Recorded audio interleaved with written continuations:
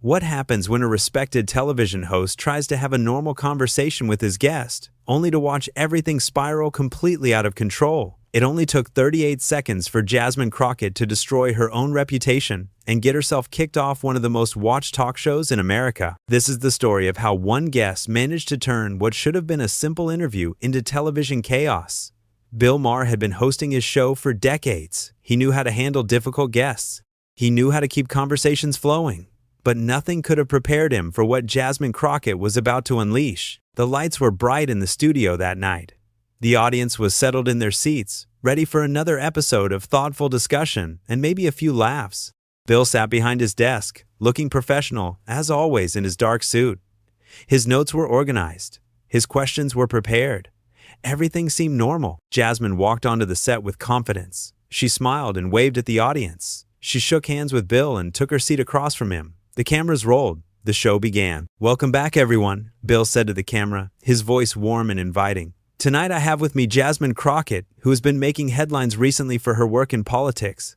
Jasmine, thanks for being here." "Thanks for having me, Bill," Jasmine replied, settling into her chair. She looked comfortable, relaxed even. "So let's start with something simple," Bill continued, glancing down at his notes. "You've been very vocal about several issues lately. What would you say drives your passion for public service?" It was a softball question, the kind of question that gives a guest the chance to talk about their background, their motivations, their goals. Most guests would smile and give a thoughtful answer about wanting to help people or make a difference in their community. But Jasmine's face changed. Her smile faded. Her eyes narrowed slightly. "You know what drives me, Bill?" she said, leaning forward in her chair. "What drives me is people like you sitting in your comfortable studios, asking questions like you actually care about the answers." The audience shifted uncomfortably. Bill raised his eyebrows, clearly surprised by the hostile tone. "I'm sorry. I'm not sure I understand what you mean by that," Bill said, keeping his voice calm and professional. "Oh, you understand exactly what I mean," Jasmine shot back. "You media types are all the same. You bring people like me on your shows so you can look diverse and inclusive, but you don't actually want to hear what we have to say." Bill set down his pen and looked directly at his guest. "Jasmine, I brought you on the show because I thought you had interesting perspectives to share. I'm genuinely interested in hearing your thoughts." "Interesting perspectives?" Jasmine laughed, but there was no humor in it.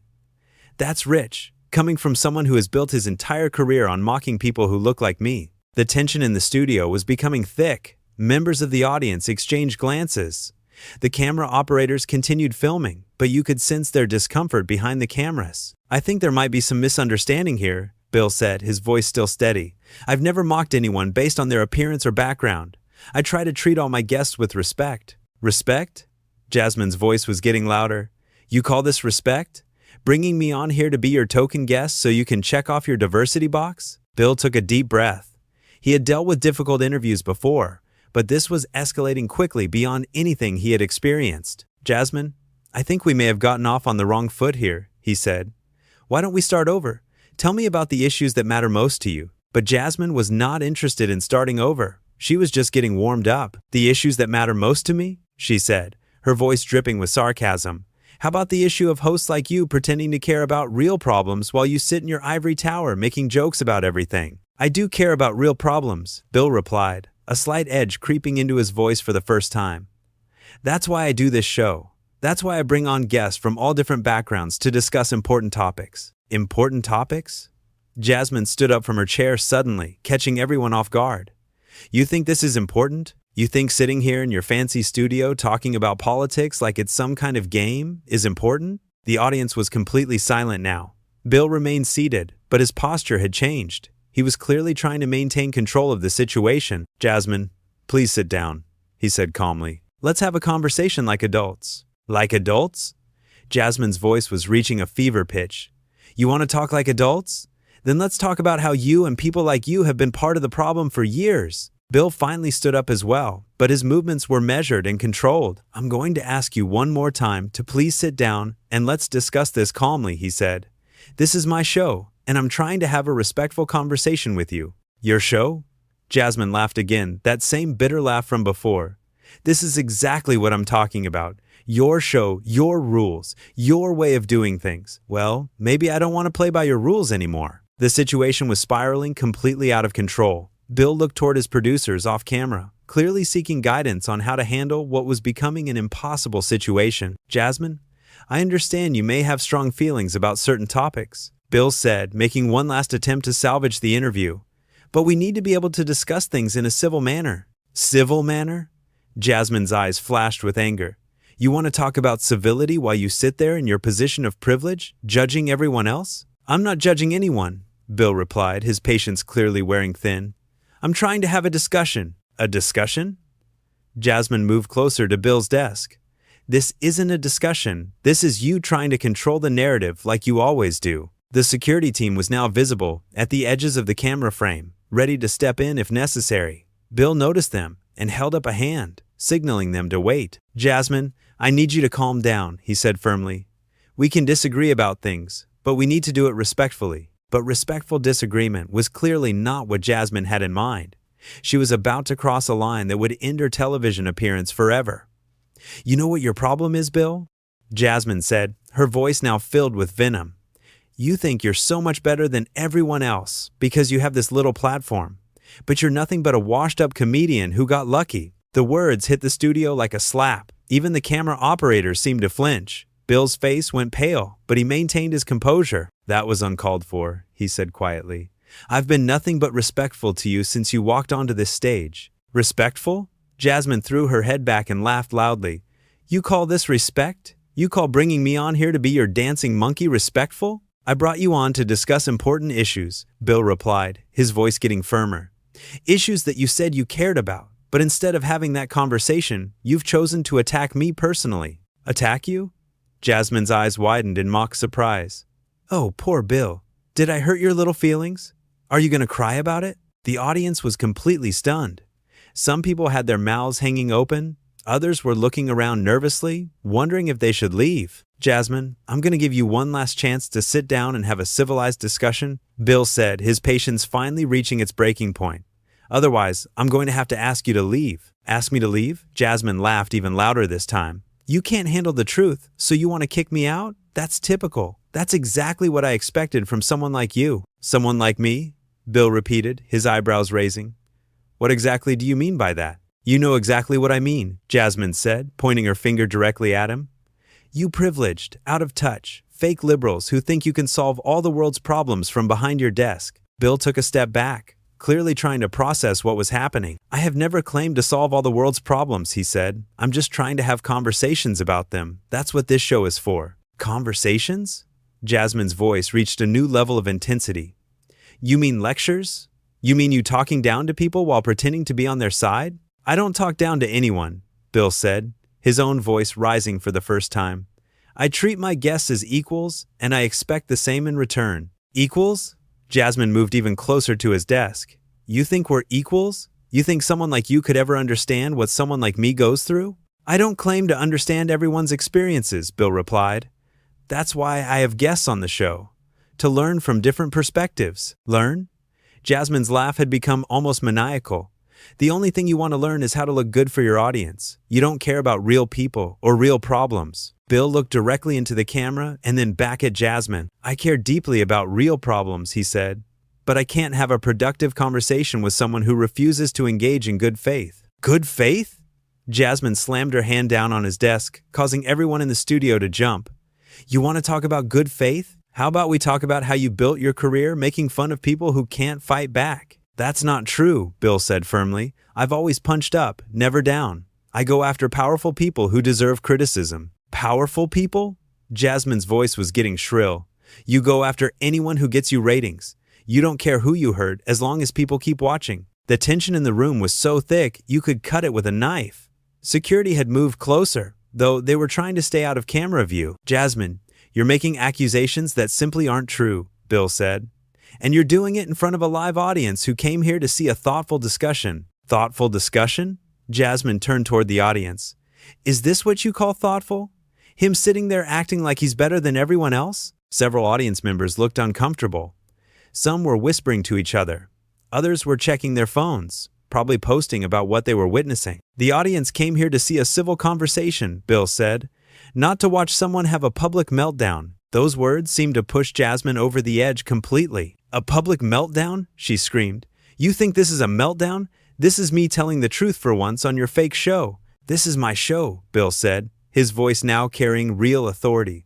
And I'm asking you to leave. Your show, your rules, your world, Jasmine said mockingly. Well, guess what, Bill? Not everyone has to play by your rules anymore. She moved around to the side of his desk, getting uncomfortably close to where he was standing. Jasmine, I need you to step back, Bill said, signaling to security with a subtle hand gesture. Or what? She challenged. You'll call security? You'll have me dragged out of here? Is that how you handle people who tell you the truth? I handle people who can't control themselves by asking them to leave, Bill replied, which is what I'm doing right now. Control myself? Jasmine's voice reached a crescendo. I'm perfectly in control. I'm in control enough to tell you exactly what I think of you and your pathetic excuse for a show. Two security guards had now stepped into camera view, moving slowly but purposefully toward the desk area. Ma'am, we need you to come with us, one of the guards said politely but firmly. Don't you dare touch me, Jasmine snapped at the security guard before turning back to Bill. This is exactly what I'm talking about. The moment someone challenges you, you have them removed. I'm having you removed because you're being disruptive and disrespectful, Bill said.